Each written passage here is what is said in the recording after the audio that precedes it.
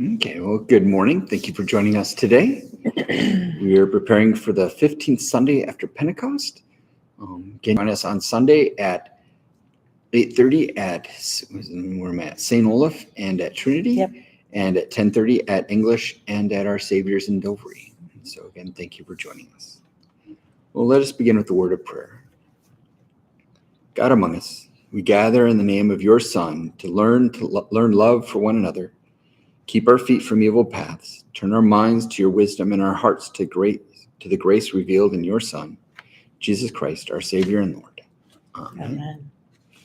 Again, our gospel comes from the Gospel according to St. Luke, chapter 16. Here, Jesus tells a curious story of a dishonest manager who cheats his employer and then is commended by him for having acted so shrewdly. Jesus wonders why his own followers are less creative and diligent in their stewardship, given that they are managers of a far more valuable household. Then Jesus said to the disciples, "There was a rich man who had a manager, and charges were brought to him that this man was squandering his property. So he summoned him and said to him, 'What is this that I hear about you? Give me an accounting of your management, because you cannot be my manager any longer.' Then the manager said to himself, 'What will I do, now that my master is taking the position away from me? I'm not strong enough to dig, and I'm ashamed to beg. I have decided what to do so that when I'm dismissed as manager, people may welcome me into their homes.' So summoning his manager's debtors one by one, he asked the first, 'How much do you owe my master?' And he answered, 100 jugs of olive oil. And he said to him, 'Take your bill, sit down quickly, and make it 50. Then he asked another, 'How much do you owe?' And he replied, 100 containers of wheat. And he said to him, 'Take your bill and make it 80. And his master commended the dishonest manager because he had acted shrewdly. For the children of this age are more shrewd in dealing with their own generation than are the children of light. I tell you, make friends for yourselves by means of dishonest wealth, so that when it is gone, they may welcome you into the eternal homes. And whoever is faithful in very little is faithful also in much.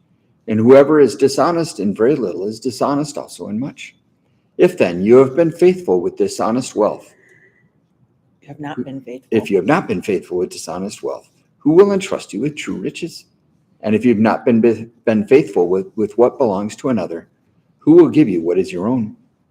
No slave can serve two masters, for a slave will either hate one and love the other, or be devoted to one and despise the other.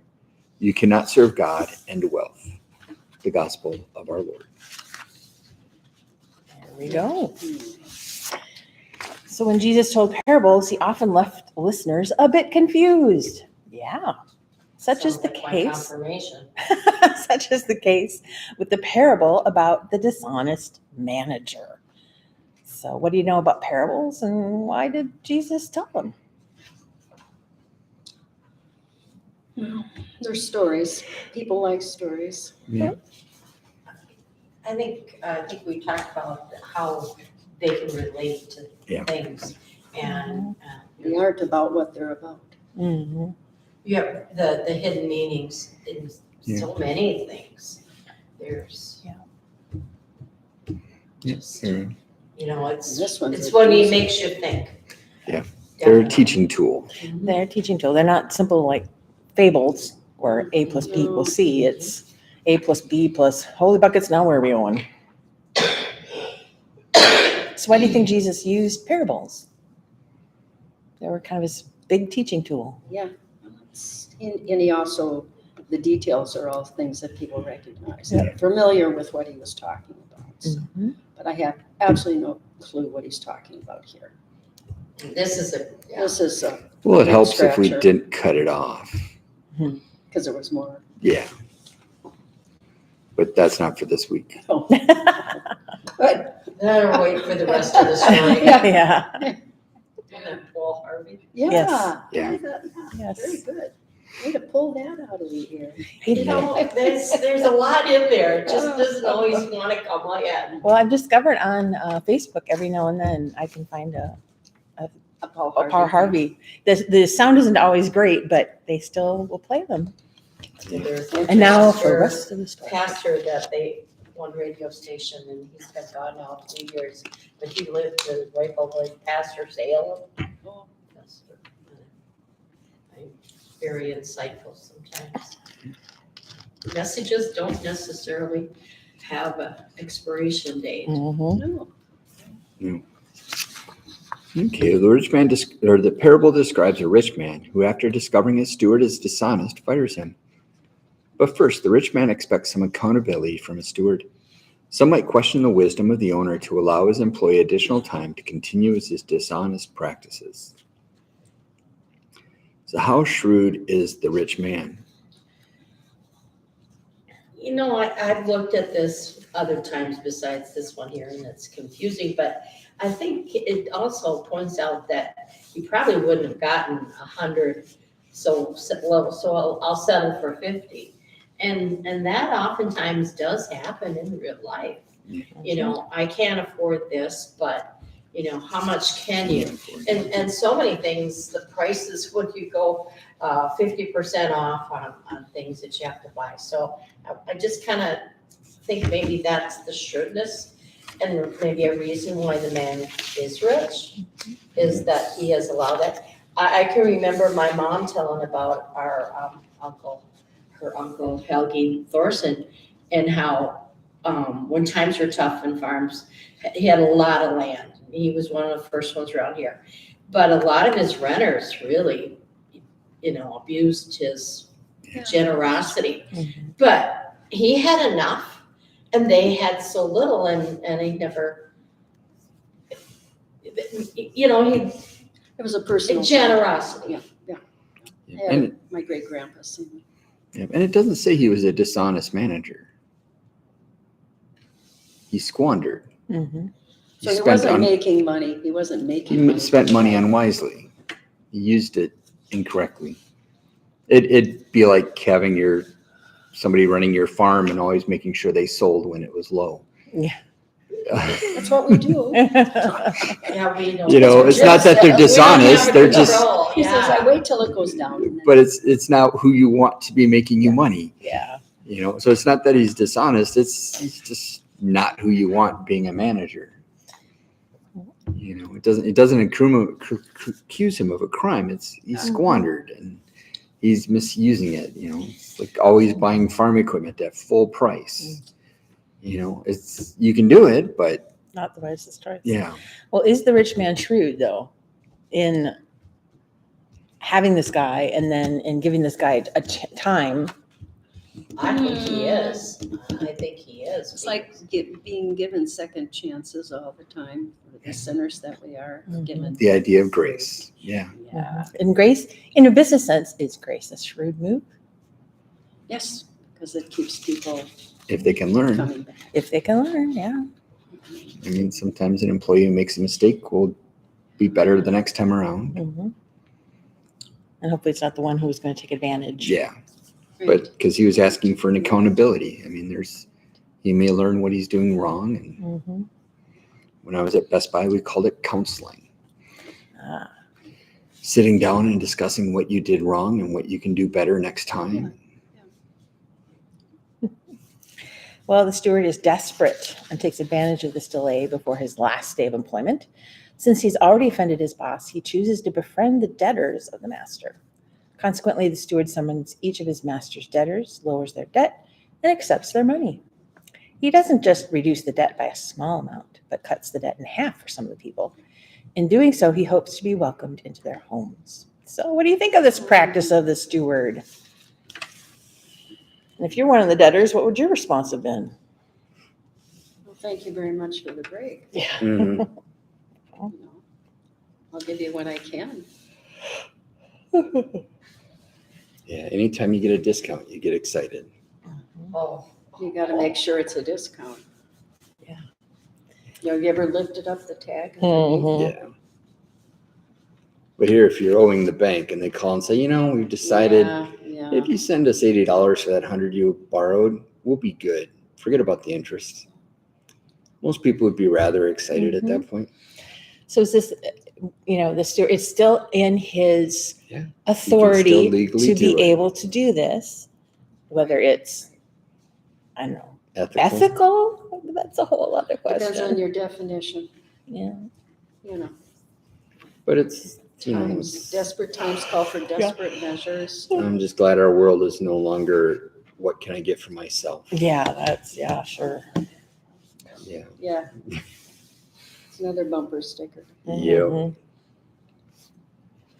And that's pretty much what the practice is what can I get for myself? What does this do for me? Yeah. Okay, well, the master discovers the activity of the steward and commends him. Commends him, that's right. Jesus concludes this parable with a surprise ending. And his master commended the dishonest manager because he acted shrewdly. For the children of this age are more shrewd in dealing with their own generation than with the children of light. And I tell you, make friends for yourselves by means of dishonest wealth, so that when it's gone, you may be welcomed into the eternal homes. This is not a parable of justice with the manager getting his due payment. Punishment. So due punishment? What is the point of the parable? Do what you can to get what you can. So he still lost his job. Yeah. Even though he went back and got money Got out of these friends. people. He got friends Made out of the friends. deal. But you think But then he was benefiting from not doing his job correctly. But you think about when you go back to Matthew 25, Jesus tells us who we can pay off in order to get into heaven. Hmm. If you give somebody a cup of water, some food, some clothing, a visit when they're in the hospital or in prison, you are separated from the sheep and the goats, and those who have done these things are welcomed in. And so how should we deal with people in order to make sure we are dealing with people as God wants us to? And to use that wealth to help those people who God has called us to help. The next story here is Lazarus and the rich man. Yeah. Where Lazarus is the poor man suffering and dying on the rich man's front porch. And the rich man just ignores him until he ends up in suffering. He had all those chances to offer Lazarus help. And he couldn't even spare the scraps that his dogs had left over, that he gave to his dogs. That's one of the, as I'm preparing for this, is the ways to interpret the story is, who do we treat well to get our eternal reward? How do you love? The best way to love the God you can't see is to love the people you can see. And do we often think about how we can share that love? And here he's given mercy and forgiveness. He's just spreading it around. Well, and I think too, it's a messy story. It's not this is all good and this is all bad and this is the story. It's This not is clear. messy. This is complicated. This is, there's no, But the world is black and white. yeah. The point of it maybe to make you think. Mhm, absolutely. If God's saying, I'm giving you my love and I want you to spread it to everybody, whether they deserve it or not, whether you deserve it or not.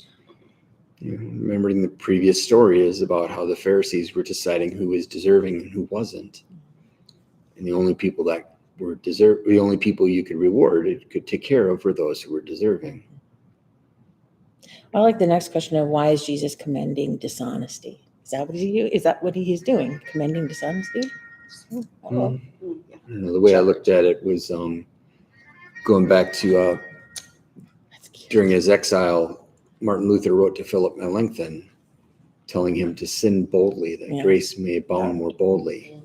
He wasn't telling him to go sin for the sake of sin, but do something, anything. And if it's wrong, knows there's grace. Yeah. I mean, sometimes we get stuck thinking, should I do this? Shouldn't I do this? How will people see this? And it's a reminder that we need to just do something. Because it's too easy to get stuck in church just singing and praying and not get out. Sometimes churches downstairs. Yeah. Where you hear Churches things. in the world. Yeah. Is out in in schools, it's out in. It's outside on the sidewalk. Well, that's the sign you have at St. Olaf, Mm-hmm. the servant's entrance. As you leave.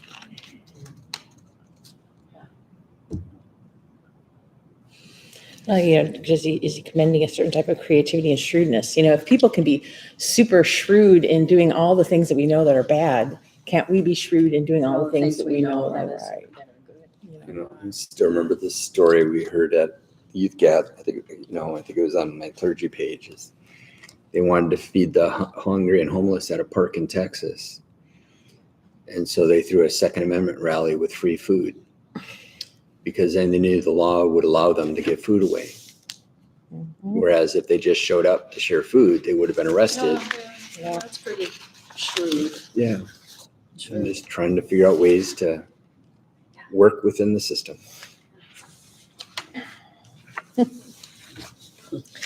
Most biblical scholars have been mystified by this parable. It does not appear to be consistent with the values of Jesus. Yet it is consistent with Jesus encouraging people to wake up, be aware of the times, take advantage of the opportunity, and to risk for the sake of Jesus. Followers of Jesus are not to stay in a closet to avoid engaging in a world full of challenges and decision-making.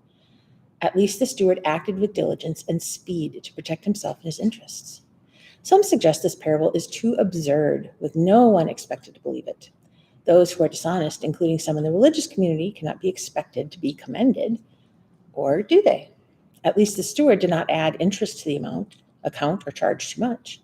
Then the debtors would have been angered rather than grateful towards the master and the steward. What would you ask Jesus about this parable? Somebody wants to get a hold of you. I do it. I think about when Jesus told the parable of the sower of the seeds, throwing some on the pathway, some in the weeds, some on the rocks, and some on the good ground. And afterwards, the disciples went up to him and said, what does that mean? That's the question. What did your text study say about that? About like what I've been saying is, it's about we need to do something, and we need to figure out how to react in a way that reaches the world. And all of his parables were for us to stop and think. Yeah. Well, I can't help thinking of something like Oscar Schindler. If you've watched Schindler's List, I mean, he was a con man. He was a shyster. But nonetheless, even in the midst of his very questionable life, he made some choices that saved a whole lot of people. And he's considered among the righteous, because of that. He used his cleverness and his questionable decision-making choices to save people instead of just getting for himself. Fables too. That's another example of so many. Teaching stories. Yeah, the similarities to the parables. Well, we learn so much better from story. Yeah, for sure. Well, except for math. I don't know why people don't like story math. Oh, story problems and He math. loved to do that Oh, with his girls. Oh, I'm like, just give me the numbers. I know, they're just so Those are so much clear-minded. more fun. It is, So it makes tough. you think of, when you do those story problems, how it relates. Mhm. Okay, now to the word among us. The teacher emphasized to the class the importance of submitting assignments on time. For weeks, the teacher had reviewed the date for the upcoming report. There would be no exceptions. Significant points would be lost if the report was late. On that day, Sam realized on the bus that he had left his airplane report at home and had no way of retrieving it until the next day. Well, actually, he had not completed the report. Truthfully, he had not begun it. Unfortunately, that was his habit, but he quickly went to work creating amazing paper airplanes on the bus. By the time he reached the school, he had a whole fleet of planes, which he proudly carried into the classroom and flew them to the teacher's desk. The teacher shook her head and said, "Okay, Sam, I've got to give you some credit for creativity. At least you pulled something together."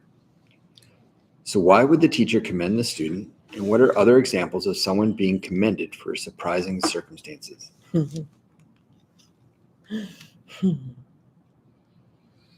Well, for one thing, you'd be very disappointed in good old Sam, but you aren't going to say anything that embarrasses him in front of the other kids. Yeah. But that wouldn't mean that he got credit for that No. assignment. You commend his creativity, but you don't Mhm. You necessarily. didn't get it, what I You asked. didn't do what you were Yeah, I'm supposed trying to. to remember. Yeah, I can't remember the story anymore, but in Detroit, one of the things they told us for the youth gathering is you don't give money to people asking for money on the way. And we had gotten lost getting to the hotel we were supposed to be at. And on the way, as we were lost, we ran into this gentleman who was begging for money, but he told a really, really good story. And it was like, well, there's no way I can't reward this story. Oh, Because of the creativity, the energy, how he put himself into the story. And just sometimes that creativity catches your attention. I had a guy in New Orleans asked, and I was in Jackson Square listening to music and asked for money. And I shook my head and he said, and I'm a veteran. And he just hollered and screamed at me. And I thought, well, Yeah, this one was also smiling and being courteous. Yeah. But yeah. well, New Orleans is a different. I've been caught before, so, Yeah. you know. I just was so shocked by his creativity. It's like, Yeah.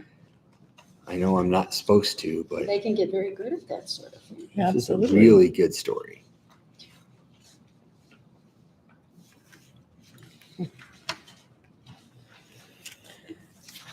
Well, sometimes in the church, we leave our business sense at the door and forget our common sense. We give people jobs in the church who do not have the skills or the desire to produce excellent work. We do not keep our property, buildings, newsletters, websites, and brochures at the same standard as our workplaces.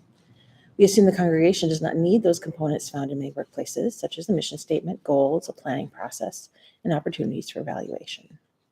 What might be gained if your congregation became shrewder in the best sense of the word? And what might be lost? More savvy, maybe, Well, or it should not be treated as you would. a business? No, No. because it's not what it is. Mm-mm. It's not a business, but it also calls. It has to support itself. It has to be financial or fiscally responsible, but Yeah. people do jobs in the church because they're willing to. Yeah. Not because they're incredibly good at it. It's what they're willing to do if you're lucky. Yeah. Yeah, I don't get that. My dad was a school teacher, and for years, the church kept at him wanting him to be a Sunday school teacher. He's like, "Look, I do this every day. I just can't." And they're like, "But those are your skills." I And need a he's like, Sabbath from my Exactly. And he's like, "No, but Yeah. but he, became head usher, and he did all these other things." And he said, I'm going to make use of my skills, but I need a break from the kids. Yeah. You Yeah. you I do. find places for people to explore their gifts, whatever those gifts are, I don't think you criticize them for being willing to do that. Mm-mm. No, but you also want to try match gifts the best you Mhm. can. Oh, yeah. Absolutely. You do not want me in the kitchen. I mean, there are just some Remember things that. you don't want. Take you out. Or me leading singing. But there again, there are jobs in the kitchen that Yeah, I can do dishes. anyone can do. Yeah, I can do dishes. And there's a lot of, we have found that too when we work together on different things. We did But that. if you're gonna just sit over there Yeah. and have me wait on you, I don't have a whole lot of respect for you. Because, you should be involved, yes, in preparing a meal for whatever you're doing, I don't get that, need to be. Looking for that word entitlement. Oh, yes, thank you for pulling that out. But I think on the flip side, I think that's one thing we've lost in the church is striving for a sense of excellence. Mm. In what regard? Well, I mean, if you go onto a business website and they hadn't updated it for 3 months, what would you think of that business? Oh, Whereas if you go onto a church website and realize they haven't updated it, it's like, well, they just haven't had anybody to do it.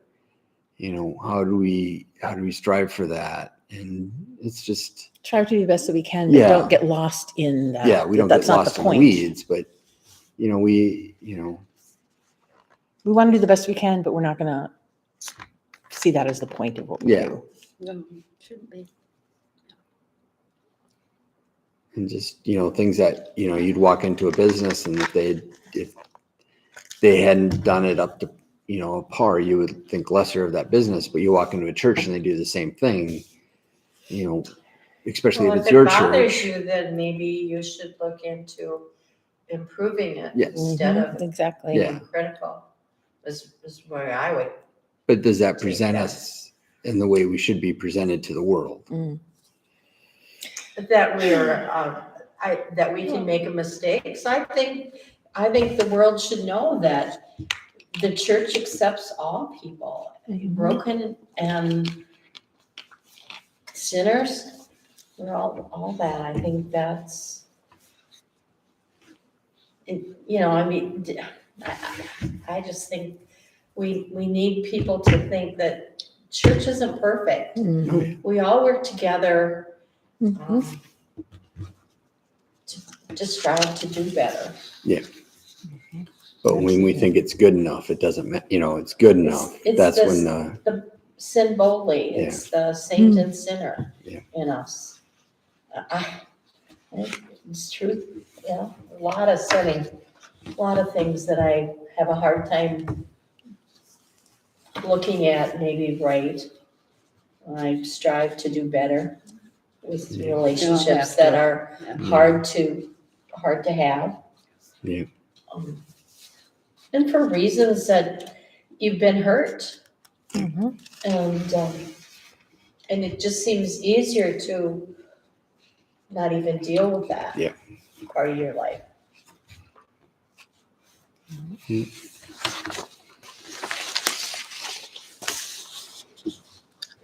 Okay, I think it's my turn. Mhm. Okay.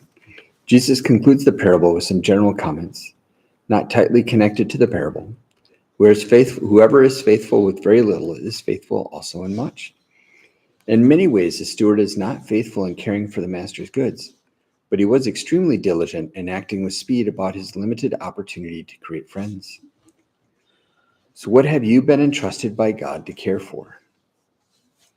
And what do you consider that you have been entrusted with, a little or a lot?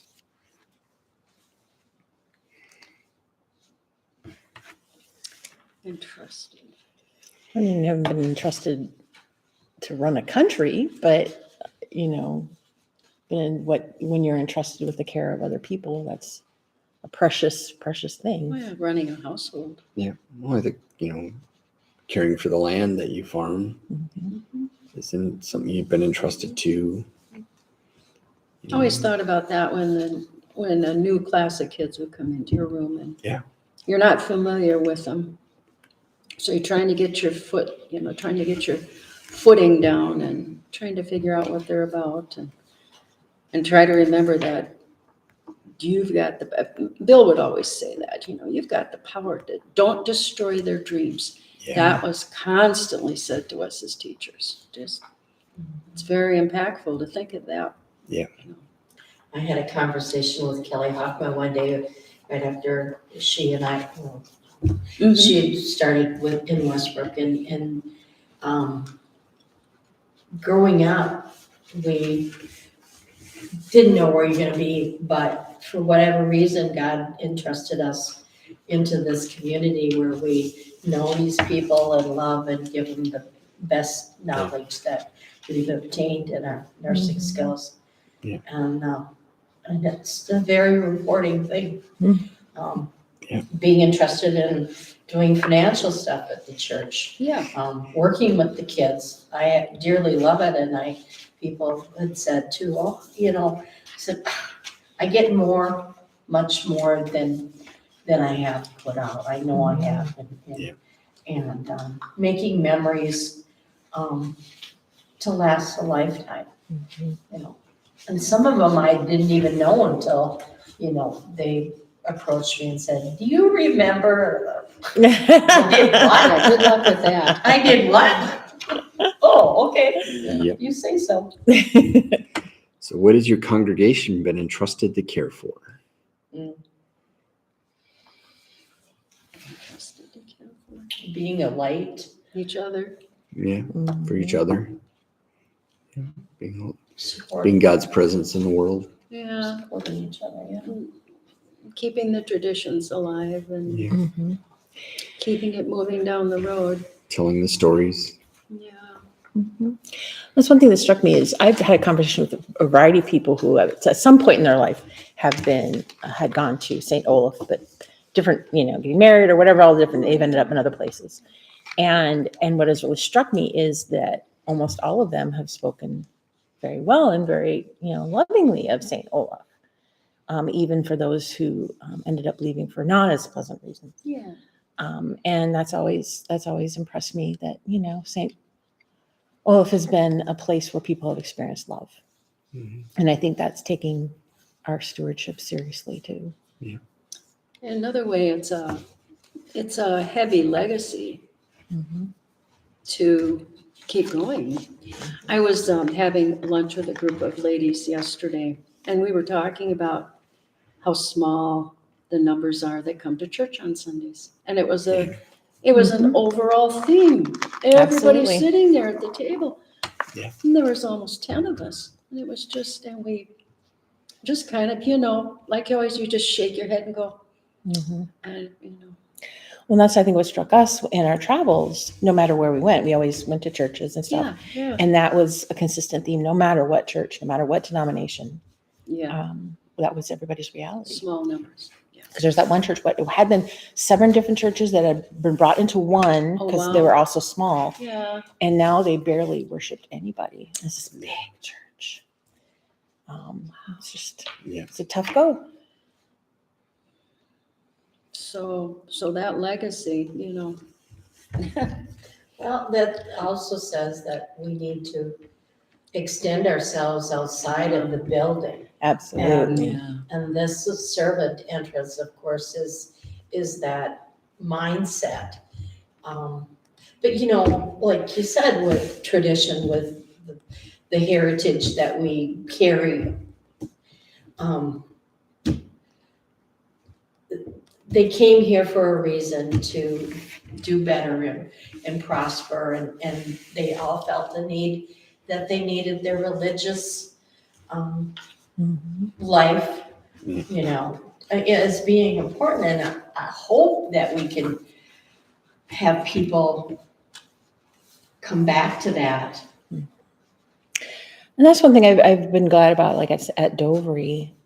We have had some folks who grown up in the area and then gone off, but they've come back. And even though church hasn't been a regular part of their life for a good chunk of time now since they left, they still feel such value in the church. They still come sometimes, they're still not real regular attenders, but they really value it.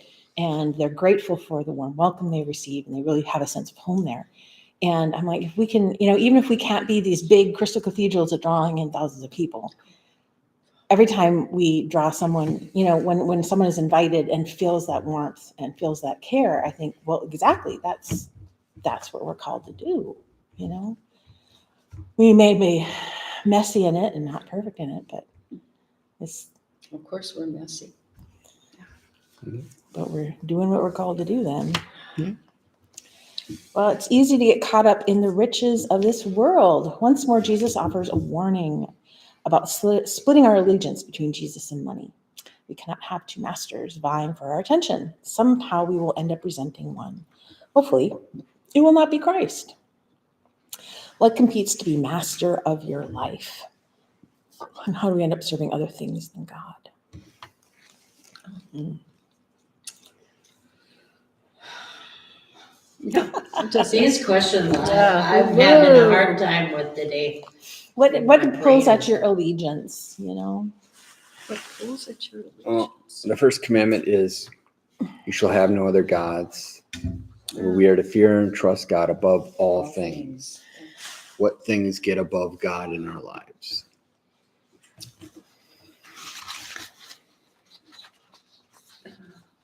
I'm sure there are a lot of things. The search for money and Well, I think our Power. own pleasure, whatever pleasures, whatever yeah. makes us happy, and Mhm. how we spend our time, or should be doing other things besides doing such and such because it's something you really enjoy. And Mhm. Yeah.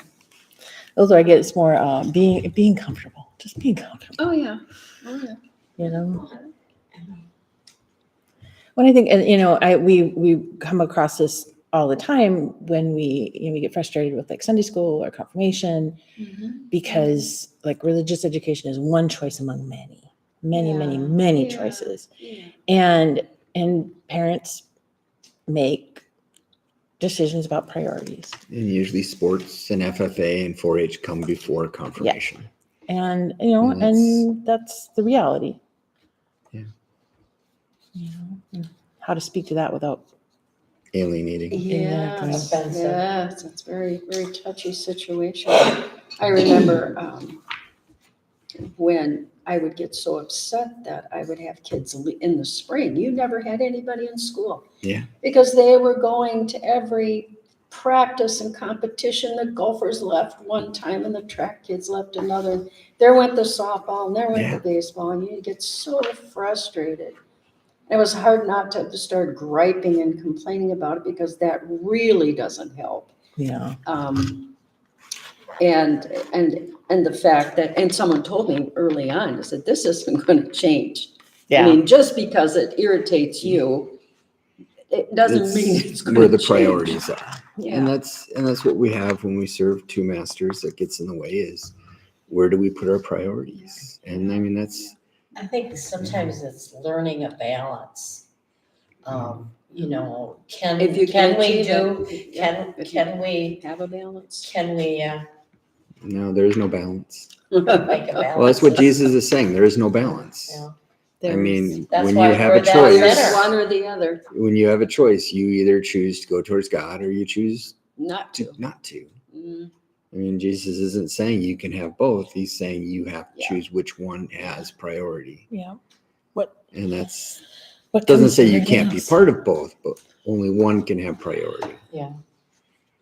And that's, Yeah. and then, I'm still trying to figure out too is, working on the newsletter article and stuff is, how do we prioritize,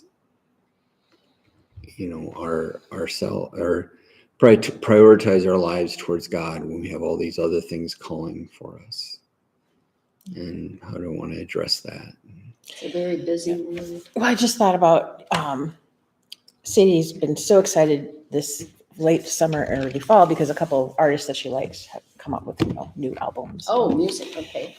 And this is a very big deal. Oh, of course. And we talk a lot about that and all this stuff. And she just gets consumed by this, which I get. I mean, I did too. And we won't buy her plane tickets. No, we Because won't she give her. wants to go to a concert. Yes, she somewhere. does. Yes, she does.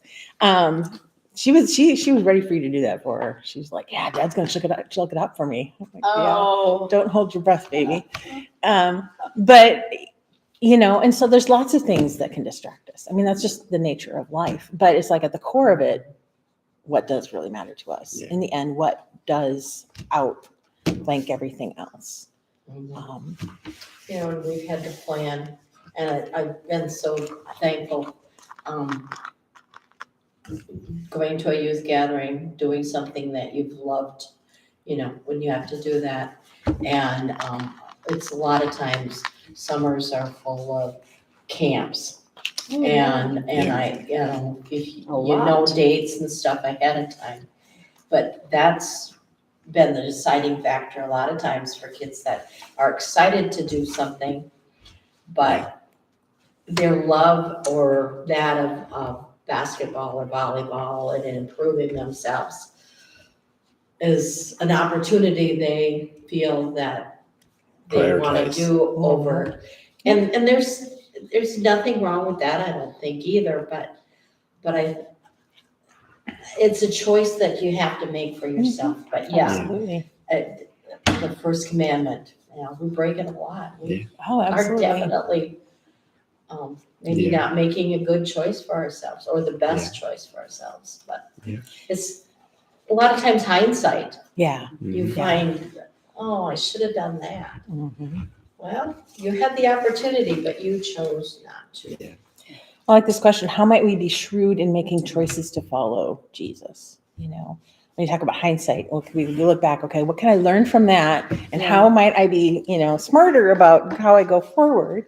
And I think of the first youth gathering that I went on, and pastor was very disappointed in some of the kids because they just wanted to stay at the hotel and Yes. mess around. Yeah. And they missed out on a lot of the stuff that was going on. That was just really great.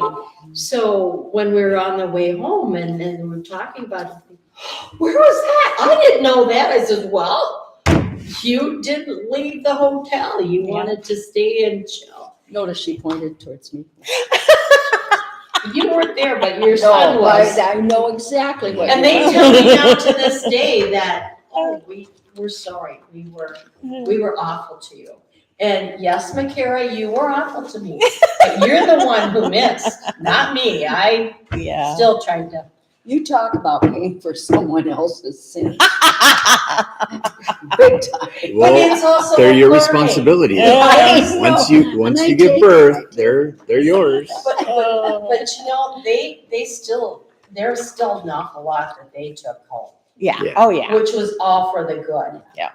But for me to be able to get up and dance on stage, Wish and I'd that been was, there. oh, Shelley was. Oh, the kids saw me. Okay. Need a little footage of that. Oh, it was fun. I'm sure there Yeah, is. it's probably out there. I'm sure there is. Oh. Standing next Okay. to Dr. King's daughter. Oh, let us pray. Ruler of all, rule my life. Show me ways to be shrewd in making decisions about following you. Amen. If you want to dig deeper, our first reading for Sunday is Amos chapter 8, verses 4 through 7, on how we deal with the world. And the last word is ponder one common or business sense suggestion for your congregation and offer it with love.